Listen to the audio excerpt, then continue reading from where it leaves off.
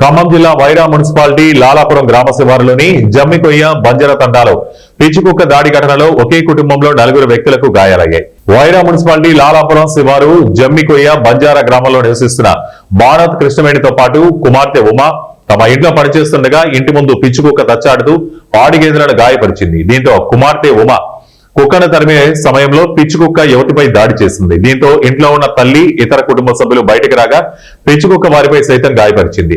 వెంటనే స్థానికులు కర్రలు తీసుకుని కుక్కను తరిమేశారు. గాయపడ్డ వారిని వైద్య చికిత్స నిమిత్తం ఖమ్మం ప్రభుత్వ ఆసుపత్రికి తరలించి వైద్య చికిత్సలు అందించారు. ఈ సందర్భంగా బాధితులు మాట్లాడుతూ వైరా మున్సిపాలిటీ పరిధిలో వీధి కుక్కలు పిచ్చి కుక్కలు వీధుల వెంట స్వైర విహారం చేస్తూ గ్రామ ప్రజలను గాయపరుస్తున్నాయని ఆవేదన వ్యక్తం చేశారు. మున్సిపల్ అధికారులు వెంటనే చర్యలు తీసుకుని వీధి కుక్కలను తరిమి కొట్టాలని డిమాండ్ చేశారు.